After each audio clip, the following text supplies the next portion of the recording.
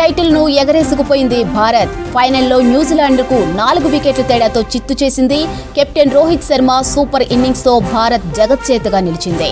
252 పరుగుల లక్ష్యాన్ని 49 ఓవర్లలో 6 వికెట్లు కోల్పోయి ఛేదించింది.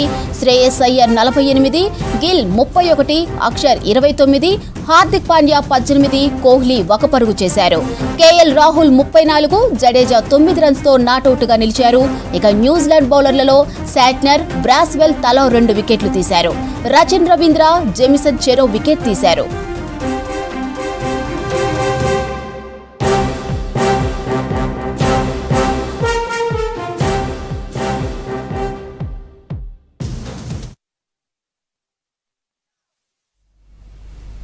అంతకుముందు టాస్ గెలిచి బ్యాటింగ్ చేసిన కివీస్ 50 ఓవర్లలో 7 వికెట్లకు 251 రన్స్ చేసింది. కివీస్ బ్యాటర్లలో డారిల్ మిచెల్, బ్రాస్వెల్ హాఫ్ సెంచరీలతో రాణించారు. రచిన్ రవీంద్ర 37, ఫిలిప్స్ 34 రన్స్ చేశారు. భారత్ బౌలర్లలో వరుణ్, కుల్దీప్ కు చెరో 2 వికెట్లు పడ్డాయి. షమీ, జడేజాకు తలో వికెట్ దక్కింది.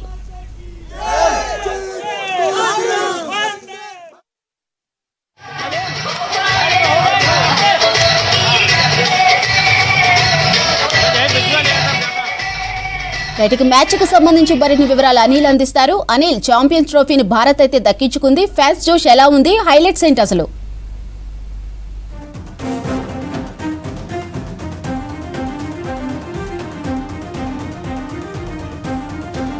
Yes Madhuri, ICC Champions Trophy దుబాయ్లో జరిగినటువంటి ఈ మ్యాచ్లో ఫైనల్ ఫైట్ కూడా చాలా ఉత్కంఠగా కొనసాగింది. సో భారత్ మాత్రం 25 ఏళ్ల ప్రతీకారం తీర్చుకుందనే చెప్పవచ్చు. 2000 సంవత్సరంలో అటు ఇదే న్యూజిలాండ్పై ఆ రోజు 2000 సంవత్సరంలో మనం ఓడిపోయాం. సో ఈ రోజు మాత్రం చాలా ఉత్కంఠగా జరిగినటువంటి ఈ హై వోల్టేజ్ మ్యాచ్లో మాత్రం ఘన విజయం భారత్ సాధించింది. తర్వాత ఈ ఓవరాల్గా మాత్రం ఈ మొదటగా టాస్ గెలిచి బ్యాటింగ్ ఎంచుకున్నటువంటి న్యూజిలాండ్ 251 పరుగులకే 7 వికెట్లు నష్టపోయి 50 ఓవర్లు ముగించుకుంది. సో టార్గెట్ 252కు దిగినటువంటి టీమిండియా మాత్రం ఓవరాల్గా అటు లాస్ట్ వరకు కూడా ఉత్కంఠగా కొనసాగింది. మొదటగా ఇలా ఓవరాల్గా కెప్టెన్ ఇన్నింగ్స్ ఆడినటువంటి రోహిత్ శర్మ దాదాపు 70 రన్లకు పైగానే చేసి ఈ టీం యొక్క స్కోర్లో టాప్గా నిలిచాడు. తర్వాత లాస్ట్గా అంటే మనకు జడేజా విన్నింగ్ షాట్ కొట్టి మాత్రం పూర్తిగా ఈ మ్యాచ్ని అయితే గెలిపేయడం జరిగింది. సో దీనికి సంబంధించి కూడా ఇప్పటికే ఇటు దేశవ్యాప్తంగా హైదరాబాద్ నగరంలో కూడా చాలా చోట్ల ఇటు సెలబ్రేషన్లు కూడా క్రికెట్ అభిమానులు చేసుకుంటున్నారు. సో ఓవరాల్గా ఈరోజు మాత్రం ఇటు బౌలింగ్లో ఏదైతే మనకు మొదటగా బౌలింగ్ వేసేటప్పుడు కూడా ఈరోజు వరుణ్ చక్రవర్తి కూడా చాలా కీ రోల్ పోషించాడు. అతనే మొదటి వికెట్ తీసుకున్నాడు. తర్వాత మెయిన్ వికెట్స్ అయినాడు. అంటే గత మ్యాచ్ జరిగినటువంటి ఆస్ట్రేలియా కానీ సౌత్ ఆఫ్రికా పైనటువంటి చేసినటువంటి సెంచరీలు ఎవరైతే రచిన్ రవీంద్ర ఉన్నాడో అతని వికెట్తో పాటు అటు కేన్ విలియమ్సన్ ఇతను కూడా చాలా భయంకరమైనటువంటి బ్యాట్స్మెన్ వీరు న్యూజిలాండ్లో. సో వీరిద్దరు వికెట్లను కూడా కుల్దీప్ యాదవ్ తన ఖాతాలో వేసుకోవడంతో ఈ స్కోర్ అనేది కూడా చాలా తక్కువ కట్టడి చేయడం అని చెప్పవచ్చు. లేదంటే వారు మాత్రం క్రీజ్లో ఉంటే ఈ స్కోర్ ఇంకా పెరిగేటువంటి అవకాశం ఉంది. సో ఈ దుబాయ్ పిచ్ పైన ఇంత స్కోరు ఎవరైతే న్యూజిలాండ్ చేశారో ఆ స్కోర్ చేయడం కూడా చాలా సులభతరం కాదు. సో అయినా కూడా అంతటి స్కోర్ చేశారో అంతటి స్కోర్ను కూడా ఇటు భారత్ సునాయాసంగా ఎదుర్కొని మొత్తానికైతే ఈరోజు మ్యాచ్ విన్ అవ్వడం జరిగింది. సో దీనికి సంబంధించి కూడా పూర్తిగా అంటే టీంలో ఉన్నటువంటి ప్రతి బ్యాట్స్మెన్ కూడా మనకు టాప్ బ్యాట్స్మెన్ నుంచి అటు మిడిల్ ఆర్డర్స్ పైన కూడా కొంత టాప్ బ్యాట్స్మెన్ ఎందుకంటే మనకు 31 పరుగులకే ఇటు శుభమన్ గిల్ కూడా చాలా క్యాచ్ అవుట్ అయినటువంటి ఆ క్యాచ్ కూడా విలియమ్సన్ పూర్తిగా గాల్లోకి ఎగిరి అద్భుతమైనటువంటి క్యాచ్ పట్టాడు. సో ఆ తర్వాత కొంత నష్టాల్లో అంటే కొంత ఉత్కంఠగా కొనసాగింది. అప్పుడు రన్స్ కొంత ఆగిపోయింది మధ్యలో. తర్వాత ఫస్ట్ డౌన్ వచ్చినటువంటి విరాట్ కోహ్లీ కూడా కేవలం ఎల్బీడబ్ల్యూ బ్రాస్వెల్ వేసినటువంటి బౌలింగ్లో ఎల్బీడబ్ల్యూ ఒకే పరుగుకు వెళ్లి తిరిగిపోయాడు. సో తర్వాత వచ్చినటువంటి అక్షర్ పటేల్ కూడా కేఎల్ రాహుల్ కూడా నిలకడగా ఆడారు. తర్వాత వచ్చినటువంటి జడేజా కూడా హార్దిక్ పాండ్యా కూడా వచ్చి మధ్యలో ఒక సిక్స్ బౌండరీ చేసిన తర్వాత కూడా కొంత స్కోర్ను కట్టడి చేసేటువంటి ప్రయత్నం చేశారు. సో మొత్తానికైతే ఈ 252 లక్ష్యాన్ని ఛేదించారు. సో 25 ఏళ్ల ప్రతీకారాన్ని మాత్రం ఈరోజు తీసుకున్నారు. సో వరుసగా ఐసీసీ ఛాంపియన్స్ ట్రోఫీ ఇటు మూడోదని చెప్పవచ్చు. మనకు T20 world cup Rohit Sharma ఆధ్వర్యంలోనే గెలుచుకున్నారు. అంతకుముందు 2017లో కూడా ఐసీసీ ఛాంపియన్స్ ట్రోఫీ గెలుచుకున్నాము. తర్వాత ఇప్పుడు 2025 ఈ ఐసీసీ ఛాంపియన్స్ ట్రోఫీ కూడా గెలుచుకోవడం ఆనందంగా ఉందంటూ కూడా అటు క్రికెట్ అభిమానులతో పాటు క్రికెట్ ఎక్స్పర్ట్ చెప్తున్నారు. సో ఓవరాల్గా మాత్రం స్కోర్ కొంత వ్యక్తిగత స్కోరు కొంత తక్కువ ఉన్నా కూడా బాల్స్ మాత్రం అంటే ఓవర్కు చూసుకుంటూ మాత్రం పూర్తిగా ఈరోజు ఈ ఐసీసీ ఛాంపియన్స్ ట్రోఫీలో ఈ దుబాయ్లో జరిగినటువంటి, ఎందుకంటే ఇది యాక్చువల్లీ పాకిస్తాన్లో ఆతిథ్యం ఇచ్చింది ఈసారి ఐసీసీ ఛాంపియన్స్ ట్రోఫీ, కానీ పాకిస్తాన్ వెళ్లకుండా మనకు హైబ్రిడ్ పద్ధతిలోనే ఇటు దుబాయ్లో జరిగినటువంటి ఈ పూర్తిగా ఇండియా మ్యాచ్లన్నీ దుబాయ్లో జరిగాయి. సో ప్రతి ఒక్క మ్యాచ్ కూడా మనం పూర్తిగా అన్ని మ్యాచ్లు కూడా గెలిచారు. అన్ని బ్యాటింగ్ లైనప్ కానీ బౌలింగ్ లైనప్ కానీ చాలా చక్కగా కనబరిచారు. సో ఈ ఐసీసీ ఛాంపియన్స్ ట్రోఫీ అనేది కూడా అంటే రానున్న ఏదైతే వన్డేలకు కానీ తర్వాత ఇప్పుడు రానున్నటువంటి ఐపీఎల్ సీజన్కి సంబంధించి కూడా ఇది ఒక బూస్ట్ అనే చెప్పొచ్చు టీమిండియాలో ఉన్నటువంటి ప్లేయర్స్కి. ఇంకా మనకు చూడొచ్చు పూర్తిగా ఇటు ట్యాంక్ బండ్ వద్ద కూడా ఈ విజయోత్సవాల సంబరాల్లో మాత్రం పూర్తిగా ఇటు క్రికెట్ అభిమానులు పాల్గొంటున్నారు. తర్వాత సిటీ అంతా కూడా బాణాసంచా పేలుస్తూ అటు జాతీయ జెండాలతో జీతేగా ఇండియా జీతేగాతో పాటు భారత్ మాతాకి జై అంటూ కూడా పూర్తిగా ఇటు నగర వ్యాప్తంగా కూడా మనకు విజువల్స్లో చూడొచ్చు. పూర్తిగా ర్యాలీలు చేస్తూ మాత్రం ఇక్కడ సిటీ వ్యాప్తంగా కూడా సంబరాలు చేసుకుంటున్నారు. సో ఓవరాల్గా మాత్రం ఈ ఉత్కంఠంగా సాగినటువంటి ఈ ఛాంపియన్స్ ట్రోఫీ మాత్రం ఎట్టకేలకు విజయం సాధించారు. ఇక ఇందులో అక్షర్ పటేల్ కూడా చాలా అంటే ఇతను కూడా హాఫ్ సెంచరీ మిస్ అయ్యాడు. తర్వాత శ్రేయస్ అయ్యర్ కూడా 48 రన్స్ వరకు కూడా వచ్చాడు. శ్రేయస్ అయ్యర్ కూడా చాలా దూకుడుగా ఆడారు ఈరోజు. అతను కూడా హాఫ్ సెంచరీ మిస్ చేసుకున్నటువంటి సందర్భం చూడవచ్చు. ఇక కేఎల్ రాహుల్ కూడా నాకు చివరి వరకు కూడా ఇతన్ని అసలు చివరిగా 6 డౌన్ దింపేది, కానీ ఈరోజు కొంత హార్దిక్ పాండ్యా కంటే ముందుగానే వచ్చాడు. సో ఓవరాల్గా మాత్రం ఈరోజు జరిగినటువంటి ఈ మ్యాచ్లో మాత్రం చాలా ఉత్కంఠగా జరిగినటువంటి మ్యాచ్లో మాత్రం పూర్తిగా ఇండియా బ్యాటింగ్ లైనప్ కానీ బౌలింగ్ లైనప్ కానీ చాలా చక్కగా ఉందన్నట్టు కూడా అటు ఎక్స్పర్ట్స్ చెప్తున్నారు. సో ఓవరాల్గా మాత్రం ఎప్పుడెప్పుడు అని ఎదురు చూస్తున్నటువంటి ఐసీసీ ఛాంపియన్స్ ట్రోఫీకి సంబంధించి మాత్రం విజయోత్సవాలు చేసుకుంటున్నారు. ఇదొక ఇంకా మనకు ముఖ్యంగా చెప్పాల్సింది ఏంటంటే ఈ ఐసీసీ ఛాంపియన్స్ ట్రోఫీ అనేది పూర్తిగా అటు దుబాయ్లోనే నిర్వహించారు. సో దుబాయ్ పీచ్లు పూర్తిగా అవగాహన ఉందంటూ కూడా విమర్శలు చేశారు. సో ప్రతి మ్యాచ్ కూడా గెలుస్తుంది అంటూ కూడా అటు మనకి ఎవరైతే ఆపోజిట్ టీమ్స్ వారు ఉంటారో వారు కూడా విమర్శలు చేశారు. సో ఖచ్చితంగా ఇండియన్ టీమే గెలుస్తుందంటూ కూడా ఎక్స్పర్ట్స్ కూడా చెప్పారు. సో ఓవరాల్గా మాత్రం పొద్దున్న నుండి కూడా ఉత్కంఠగా ఎదురు చూస్తున్నటువంటి ఈ ఐసీసీ ఛాంపియన్స్ ట్రోఫీకి సంబంధించి మాత్రం దుబాయ్లో సంబరాలు కూడా అమరన్నట్టాయని చెప్పొచ్చు. సో దుబాయ్లో జరిగినటువంటి ఈ మ్యాచ్కి పూర్తిగా ఇటు తెలుగు రాష్ట్రాల నుంచి కూడా సిటీ రాజకీయ ప్రముఖులు కూడా తరలి వెళ్ళడం జరిగింది. సో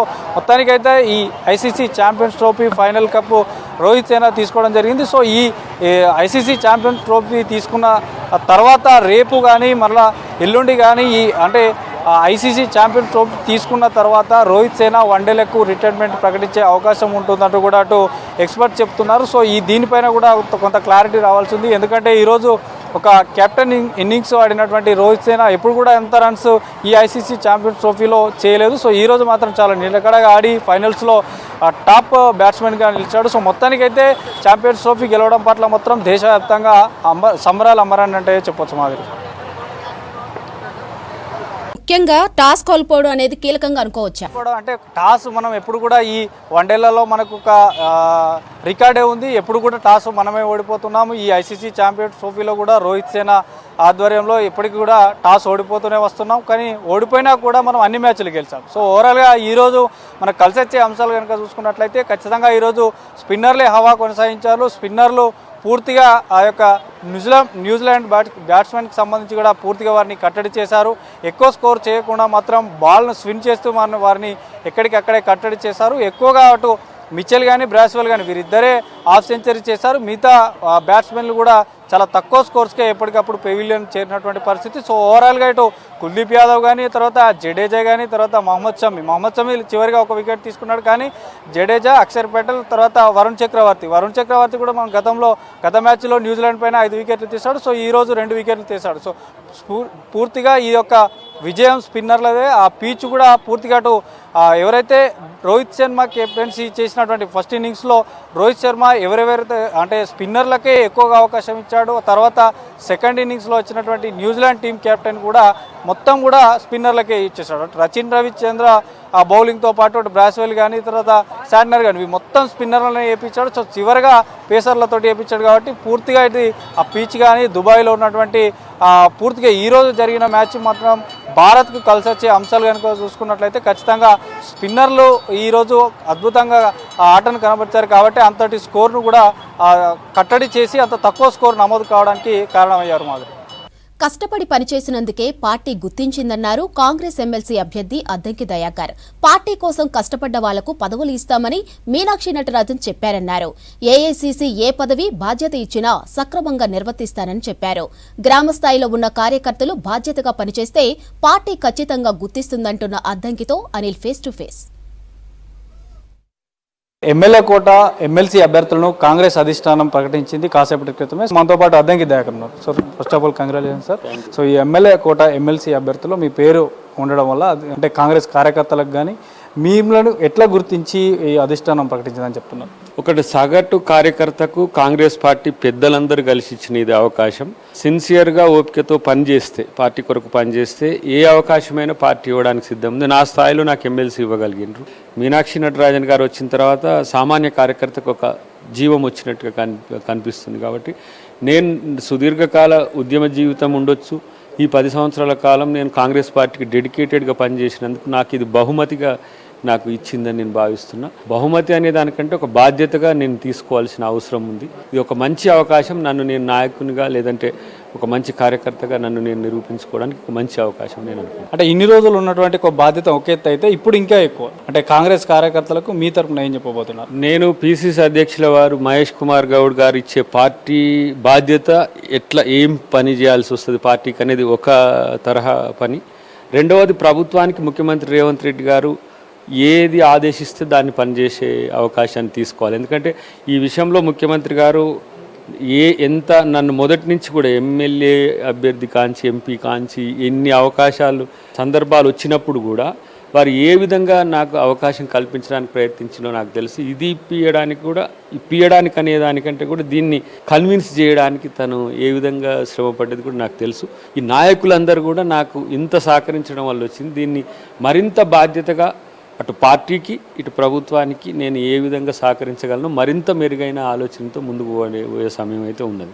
గత 3 రోజుల క్రితం నుండి కూడా చాలా ఉత్కంఠ జరిగింది. ఈ పేర్లను ఎవరు ప్రకటిస్తారు, ఎప్పుడు ప్రకటిస్తారు అనేది. సో మీ పేరు ఉంటుందని మీరు ఎక్స్పెక్ట్ చేశారా?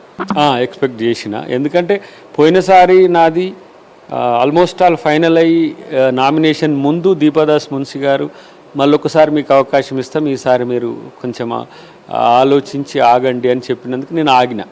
తర్వాత అప్పుడు మనం ఫ్రంట్ల ఆర్గనైజేషన్గా ఉన్న ఎన్ఎస్యుఐ మన వెంకట్కి అవకాశం ఇచ్చింది. ఇప్పుడు మన పిసిసి ప్రెసిడెంట్ గారికి ఓబీసీగా ఉండి వారికి కూడా సుదీర్ఘ 20-30 సంవత్సరాల నుంచి వాళ్ళు వేరు చూసిండ్రు. కాబట్టి వారి వేసి చూసేకుంది నేను 10 సంవత్సరాలే ఆయన ఎన్ఎస్యుఐ యూత్ కాంగ్రెస్ నుంచి ఉన్నాడు. అలాంటి సందర్భంలో నేను సరే మీరు నాకు ఎప్పుడు అవకాశం ఇస్తే అప్పుడు చేస్తానమ్మా అని చెప్పిన. ముందే ముఖ్యమంత్రి గారు ఒక హింట్ అయితే ఇచ్చిండి, ఈసారి ఈ సందర్భం చేసేద్దాం లేకపోతే మళ్ళీ తర్వాత లేవు. పార్టీకి ఏంటంటే కార్యకర్తలు ఏమనుకుంటారు, దయాకర్కి అన్యాయం జరుగుతుందని ఒక ఫీలింగ్లు ఉన్నారు. నాకు తెలుసు ప్రభుత్వము పార్టీ నా విషయంలో ఎంత కన్సోల్గా ఉన్నదో నాకు తెలుసు ఏఐసీసీ పెద్దల నుంచి కూడా. కాబట్టి అలాంటి వారి భరోసా ఉండడం వల్ల కూడా నేను కూల్గా ఉండడానికి కారణమైంది. అట్ ద సేమ్ టైం ప్రభుత్వం వచ్చింది, పార్టీకి అధికారం వచ్చిన తర్వాత నా పదవి అనేది చాలా చిన్నదని చాలాసార్లు చెప్పడం జరిగింది. బట్ డెఫినెట్గా ఎప్పుడైనా అవకాశం ఇస్తారనుకో ఈ సందర్భం ఇచ్చినందుకు మరింత మెరుగైన సేవలు పార్టీకి ఇటు ప్రభుత్వానికి అందించే అవకాశం అయితే ఉంటుంది. ఫైనల్గా ఇప్పుడున్నటువంటి కాంగ్రెస్ కార్యకర్తలకు ఏం చెప్తారు? పార్టీకి నిజాయితీగా నిబద్ధతగా పనిచేస్తే పార్టీ నీ గురించి ఆలోచిస్తుంది. ఇది సగటు గ్రామం వార్డు నుంచి రాష్ట్ర స్థాయి వరకు జిల్లా నియోజకవర్గం స్థాయి నుంచి ఇక్కడ వరకు ఆలోచించాలి. ఇటువైపు శంకర్ నాయక్ గారికి కూడా జిల్లా అధ్యక్షునికి ఇచ్చిండ్రు. ఇట్లాంటి ఒక సామాన్యులకు బడుగులకు అవకాశాలు ఇవ్వడానికి కాంగ్రెస్ పార్టీ ఎప్పుడు ముందు ఉంటుంది. అయితే అన్నిటికంటే ఎక్కువ ఏంటంటే అవకాశం రాలేదనే ఆవేదన కంటే అవకాశం కొరకు పోరాడము, అవకాశం వచ్చేట్టుగా నాయకునిగా మీరు ఎదగడం చేస్తే మంచిది. డెఫినెట్గా నాదైతే అందరికీ నా ఆర్థిక స్థితి, నా సామాజిక స్థితి అందరికీ తెలుసు. కానీ నాలాంటి వాడిని అకామిడేట్ చేయడానికి పార్టీ ఎన్నిటినైనా పక్కన పెట్టేసి నాకు అవకాశం ఇచ్చింది. మొదటి నుంచి కష్టపడ్డా కాబట్టి ఈరోజు గుర్తించి నాకు ఈ పదవిని కట్టబెట్టిందంటూ కూడా ఎమ్మెల్సీ అభ్యర్థి అద్దంకి దయాకర్ చెప్తున్నారు. Video Balakrishna, Anil V6 Hyderabad. Party తన సేవలను గుర్తించిందన్నారు కాంగ్రెస్ ఎమ్మెల్సీ అభ్యర్థి శంకరనాయక్. సామాన్య కార్యకర్త స్థాయి నుంచి ఎమ్మెల్సీ స్థాయికి ఎదిగానన్నారు. పార్టీ నాయకత్వం సహకరించిందన్నారు. పార్టీ కోసం కష్టపడితే అవకాశం వస్తుందన్నారు. తనకు అవకాశం కల్పించినందుకు అధిష్టానానికి ధన్యవాదాలు తెలుపుతున్న ఎమ్మెల్సీ అభ్యర్థి శంకరనాయక్తో Sharif face to face. Congress party MLA quota MLC అభ్యర్థి శంకర్ నాయక్ మనతో ఉన్నారు. Sir first congrats sir. So చాలామంది కూడా పోట్లు ఉన్నారు. 4 పోస్టులకు 40 మంది క్యూలో ఉందని చెప్పి చాలా చర్చ జరిగింది. సో లాస్ట్కి అధిష్టానం మీ పేరుని ఖరారు చేసింది. ఎట్లా ఫీల్ అవుతుంది? చాలా సంతోషంగా ఉంది. ఎందుకంటే నేను కాంగ్రెస్ పార్టీకి గత 7 సంవత్సరాల జిల్లా పార్టీ అధ్యక్షుడిగా పనిచేస్తూ ఉన్నాను. అంతకుముందు నేను చిన్న స్థాయి నుంచి చిన్న కార్యకర్త స్థాయి నుంచి నేను యూత్ కాంగ్రెస్ నుంచి ఆ తర్వాత మండల పార్టీ అధ్యక్షునిగా 2001లో జెడ్పీటీసీగా 6లో ఎంపీపీగా మళ్ళీ 14లో జెడ్పీటీసీగా నేను బ్లాక్ కాంగ్రెస్ ప్రెసిడెంట్ చేసినాను. మిడిల్లో టౌన్ కాంగ్రెస్ ప్రెసిడెంట్ చేసినాను. తర్వాత జిల్లా కాంగ్రెస్ ప్రెసిడెంట్గా 7 సంవత్సరాల నుంచి పనిచేస్తూ ఉన్నాను. ప్రభుత్వం అధికారంలో లేనప్పుడు మనం అధికారంలో లేనప్పుడు కాంగ్రెస్ పార్టీ కోసం ఆర్నీరు కృషి చేసినాను. ఎక్కడ కార్యకర్త సమస్య వస్తే అక్కడ ఉరికినాను. ధర్నాలు కానీ రాస్తారోకోలు కానీ చాలా కేసులు పెట్టడం కూడా జరిగింది గత ప్రభుత్వంలో మా మీద. అయినా కానీ వాటిని అన్నింటినీ ధీటుగా ఎదుర్కొని కాంగ్రెస్ పార్టీ అధికారం రావాలని చెప్పి ఆ రోజు పిసిసి ప్రెసిడెంట్ ఉత్తమ్ కుమార్ రెడ్డి గారు తర్వాత రేవంత్ రెడ్డి గారు వారు ఇచ్చిన సూచన మేరకు నేను పనిచేసినాను. ఇప్పుడు మహేష్ అన్న కూడా మాకు ఇలా టీపీసీసీ అధ్యక్షులు మహేష్ కుమార్ గౌడ్ అన్న కూడా ఇలా బడుగు బలహీన వ్యక్తి కాబట్టి ఇలా కాంగ్రెస్ పార్టీ అతను కూడా ఇలా మహేష్ కుమార్ అన్నకు ఇలా టీపీసీసీ ఇవ్వడం ఆ తర్వాత నన్ను కూడా ఆయన సూచించడం కూడా నాకు చాలా సంతోషంగా ఉంది. సామాజిక పరంగా మీకు అవకాశం వచ్చిందని అనుకోవచ్చా? లేదంటే క్యాస్ట్ ఈక్వేషన్ లేదంటే మీరు చేసినటువంటి పార్టీకి చేసినటువంటి లాయల్టీగా ఉన్నారు శంకర్ నాయక్ కష్టపడ్డారు అనేటువంటి ఈ బేరోజు వేసుకొని వచ్చిందని వచ్చా? ఎట్లా ఈ రెండు కలిసి వచ్చినాయి. నాకు పార్టీకి లాయల్గా ఉన్నాను. ఆ తర్వాత నేను ఒక గిరిజనులలో ఒక లంబాడి తెగ చెందిన ఉన్నవాడిని కాబట్టి ఈ రెండు కూడా ట్రైబల్స్ ఇవ్వాలనుకున్నారు. దాంట్లో నాకు కలిసి వచ్చింది. నేను పార్టీకి విధేయుడు ఉన్నాను కాబట్టి మొదటి వరుసలో నేను ఉన్నాను కాబట్టి ఇలా పార్టీ నేను సెలెక్షన్ చేసింది.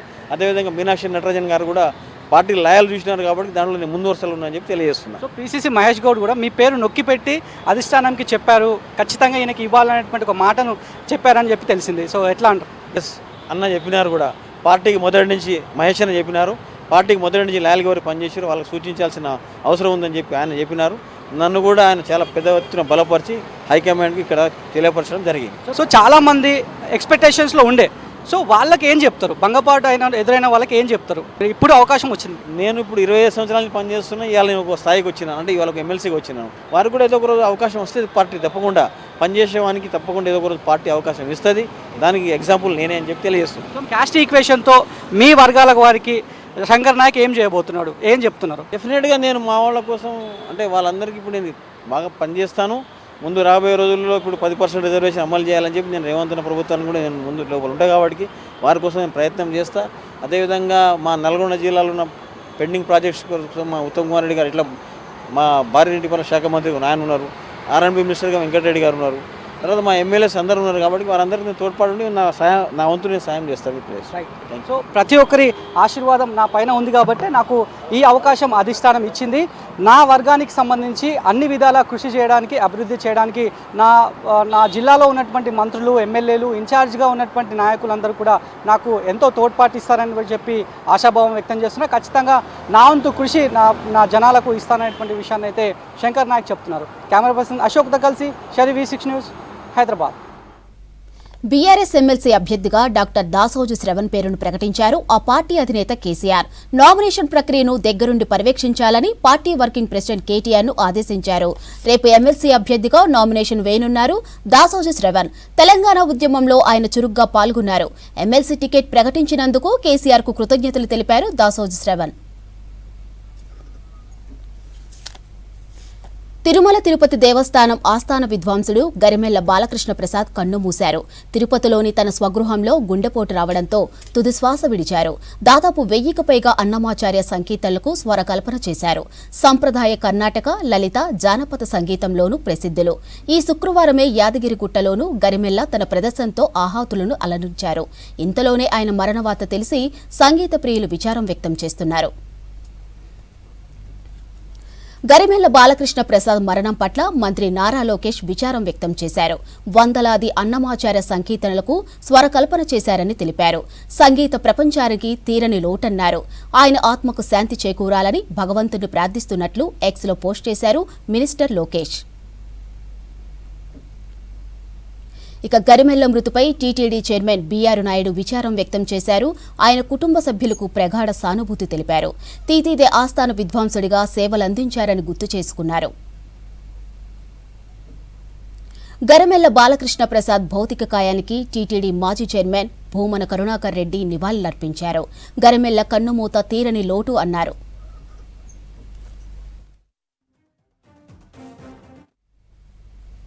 సింగరేణి సంస్థ మనుగడ సాధించాలంటే కొత్త బొగ్గు బ్లాకుల అవసరం ఉందన్నారు ఏఐటీయూసీ, ఈఎన్టీయూసీ నేతలు. సింగరేణికి 44 మైనింగ్ గనులు లీజుకు ఉన్నాయన్నారు. వీటిలో 20 ఏళ్లు బొగ్గు ఉత్పత్తి చేయొచ్చన్నారు. నిల్వలు తగ్గిపోతున్నందున కొత్త గనుల అవసరం ఉందన్నారు. బొగ్గు బ్లాకులను వేలంలో దక్కించుకోకపోతే 2042 నాటికి 19 గనులకే సింగరేణి పరిమితం కావాల్సి ఉంటుందని సూచించారు ఏఐటీయూసీ నేతలు. ఎక్కడ బొగ్గు బ్లాక్ వచ్చినా సింగరేణికే కేటాయించేవారు. 2015లో కేంద్ర ప్రభుత్వం తీసుకొచ్చినటువంటి ఎంఎండిఆర్ చట్టంలో మార్పు వలన బొగ్గు బ్లాకులను వేలం వేస్తూ ఉన్నాం. ఆనాడు ఉన్న రాష్ట్ర ప్రభుత్వం సింగరేణి కంపెనీ వేలంలో పాల్గొనొద్దు, ఇది తెలంగాణ ప్రాంతంలో ఉన్న బావులు కాబట్టి మనకే ఇవ్వాలని చెప్పారు. మేము కూడా కార్మిక సంఘాలుగా ఈ బ్లాకులు మనకే ఇవ్వాలని చెప్పేసి అడిగాం. కేంద్ర ప్రభుత్వం వేలం వేసింది. 2 బ్లాకులు ఎల్లందులో కోయగూడెం OC3, సత్తుపల్లిలో ఉన్నటువంటి OC3 2 కూడా ఎల్లందు బావేమో అరవిందో కంపెనీకి, సత్తుపల్లి మైనేమో అవంతిక కంపెనీకి పోయినాయి. దీనివల్ల ఇవాళ సింగరేణి కంపెనీకి భవిష్యత్తు ప్రశ్నార్థకంగా మారింది. ఇప్పుడున్నటువంటి మైన్స్లో బొగ్గు అయిపోవటం వల్ల రేపు ఇంకొక 10-15 సంవత్సరాల తర్వాత సింగరేణిలో ఇప్పుడున్నటువంటి మైన్స్లో సగం కూడా ఉండవు. టీఆర్ఎస్ ప్రభుత్వంలో దగ్గరగా ఉన్న వాళ్ళకి కొత్తగూడెం జిల్లాలో కోయగూడెం వాళ్ళ చుట్టాలకు ఇవ్వాలని, సత్తుపల్లిలో ఉన్న మైను వాళ్ళ చుట్టాలకు ఇవ్వాలని నిర్ణయం తీసుకొని మా కంపెనీకి లాంచ్ చేసింది. ఎటువంటి రిస్ట్రిక్షన్ లేకుండా కోల్ ఇండియాలో 108 బొగ్గు గనులు మోడీ ప్రభుత్వం కోల్ ఇండియాకి అప్పనంగా ఇచ్చేసింది. ఆక్షన్ లేదు, అలాట్మెంట్కి రేషనాలిటీ లేదు, ఏది లేకుండా వాళ్ళకి ఇవ్వడం వల్ల వాళ్ళకి అడ్వాంటేజ్ అయింది.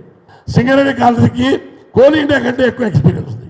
అది 74 కంపెనీ, మాది 136 సంవత్సరాల కంపెనీ. ఎక్స్పర్ట్ ఆఫీసర్లు ఉన్నారు, ఇంజనీర్లు ఉన్నారు, కార్మికులు ఉన్నారు, ఎక్విప్మెంట్ ఉంది, టెక్నాలజీ ఉంది. కాబట్టి ఆక్షన్లో పార్టిసిపేట్ అయితే ఇవాళ తెలంగాణలో కానీ బయట కానీ 110 మిలియన్ టన్నులకి బొగ్గు ఉత్పత్తి చేసినా కూడా మనకు నేల, మొక్కల ఆరోగ్యంతోనే భవిష్యత్తు ఆహార భద్రత, పోషక భద్రత ఆధారపడి ఉందన్నారు కొండా లక్ష్మణ్. తెలంగాణ ఉద్యాన విశ్వవిద్యాలయం వైస్ ఛాన్సలర్ డాక్టర్ దండా రాజురెడ్డి. సహజ పద్ధతులకు ఆధునీకరణ జోడించి మొక్కల ఆరోగ్యాన్ని, మనుషుల ఆరోగ్యాన్ని కాపాడుకోవాల్సిన అవసరం ఉందన్నారు. ఇక రంగారెడ్డి జిల్లా రాజేంద్రనగర్లోని తెలంగాణ ఉద్యాన విద్యాలయంలో అమెరికాలోని అలబామా యూనివర్సిటీ, ఏషియన్ పీజీపీఆర్ సొసైటీతో కలిసి మొక్కల ఆరోగ్యం, ఆహార సేఫ్టీపై ఇంటర్నేషనల్ వర్క్ షాప్ నిర్వహించారు. ఇక పెరుగుతున్న జనాభా అవసరాలకు తగ్గట్టుగా ఉద్యాన పంటల ఉత్పత్తులను పెంచవలసిన అవసరం ఉందన్నారు. అవసరమైన ఉత్పాదకత పెరగాలంటే సేంద్రియ పద్ధతులను పాటించాలన్నారు.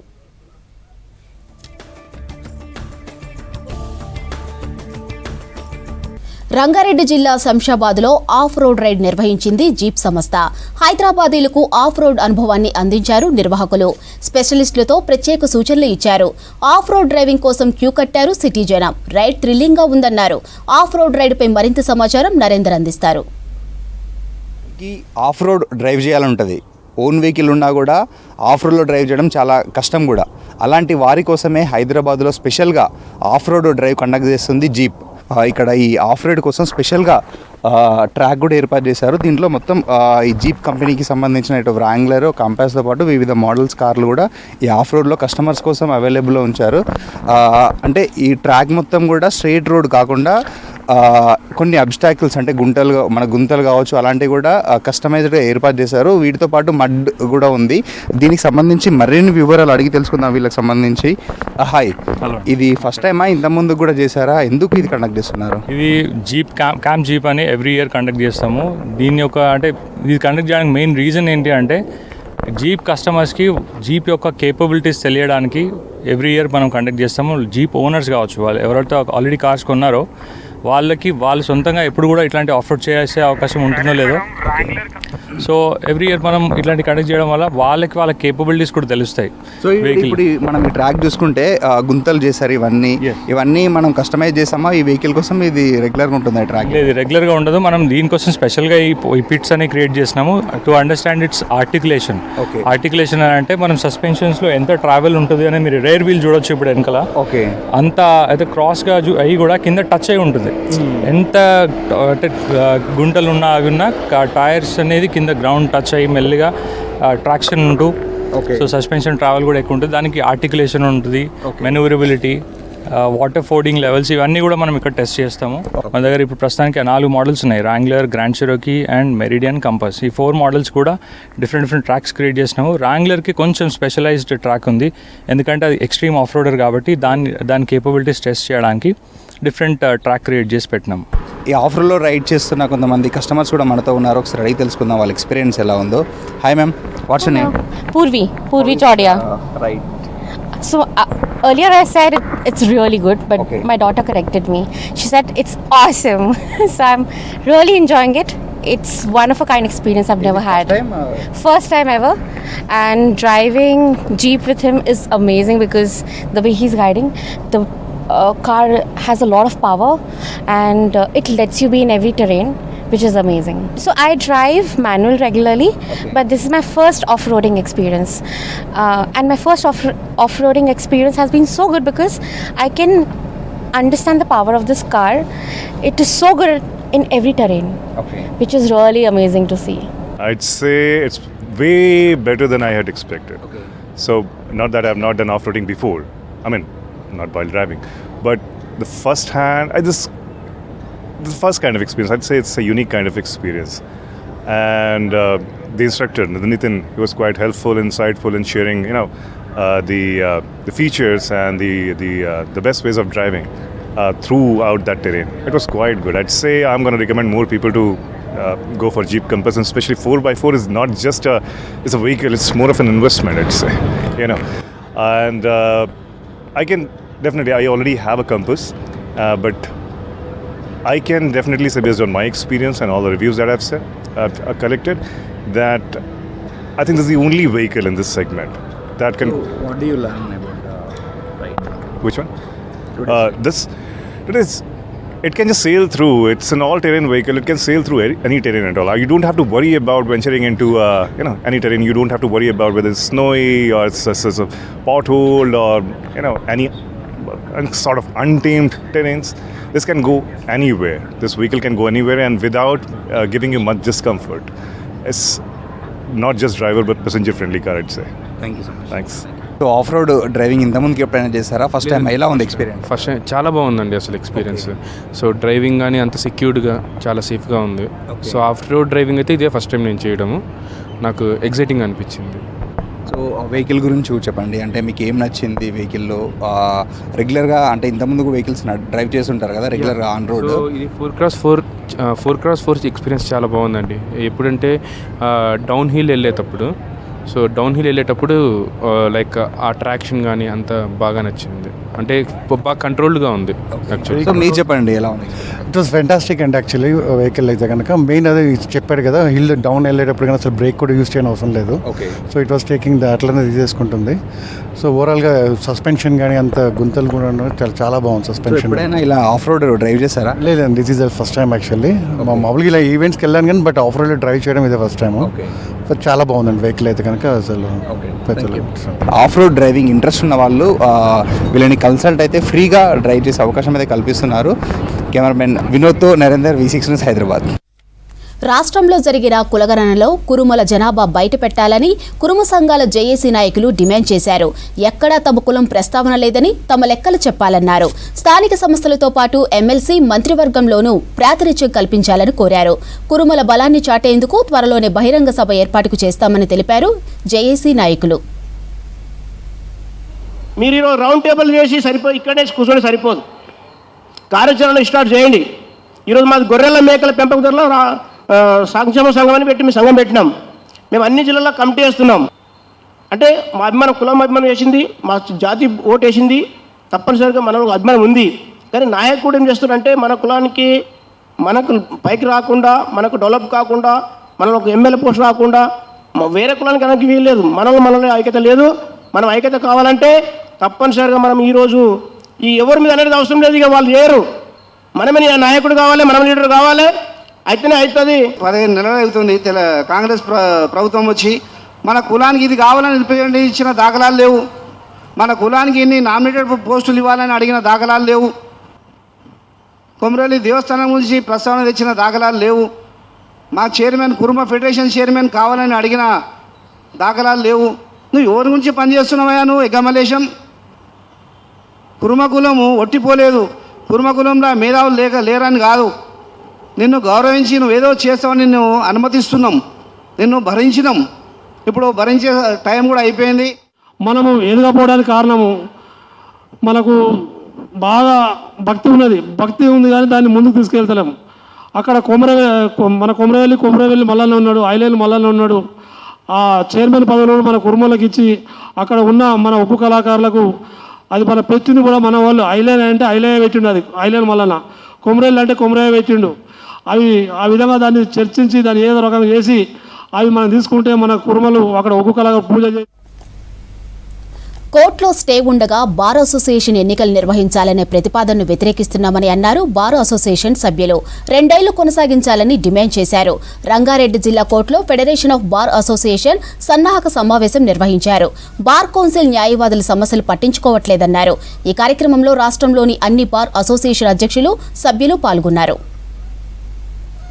బార్ కౌన్సిల్ మా మీద అంటే బార్ అసోసియేషన్ల మీద పెత్తనము చేయడాన్ని సవాల్ చేస్తూ మేము ఇంతకుముందే చాలా కూడా వ్యతిరేకించినాము. మేము రిట్ పిటిషన్ కూడా వేసినాము. ఎందుకంటే మా పదవి కాలం ఒక్కటే కాదు, వేరే కొన్ని అడ్వకేట్స్ చేసే ప్రాబ్లం మెడిక్లెయిమ్ కానీ ఇంకా వేరే ఏదైతే ఉన్నాయో 9 ఎజెండాస్తోని మేము పెడితే అవన్నిటికీ ఏవి ఆన్సర్ ఇవ్వకుండా అడ్వకేట్స్ వెల్ఫేర్ గురించి ఆలోచించకుండా ఓన్లీ ఎలక్షన్స్ మాత్రమే పెట్టాలి మీరు, దానికి ఒక్కదానికే స్ట్రిక్ట్గా పెడితే మేము హైకోర్టులో రిట్ పిటిషన్ వేసాము. హైకోర్టు వారు కూడా న్యాయస్థానము తీర్పు అంటే మాకు ఇంట్రీమ్ ఆర్డర్స్ కూడా ఇచ్చారు. మాది ఏదైతే ఉన్నదో ఎగ్జిస్టింగ్ ఎగ్జిక్యూటివ్ బాడీస్ అన్ని బారిషన్స్ కూడా కంటిన్యూ కమ్మని.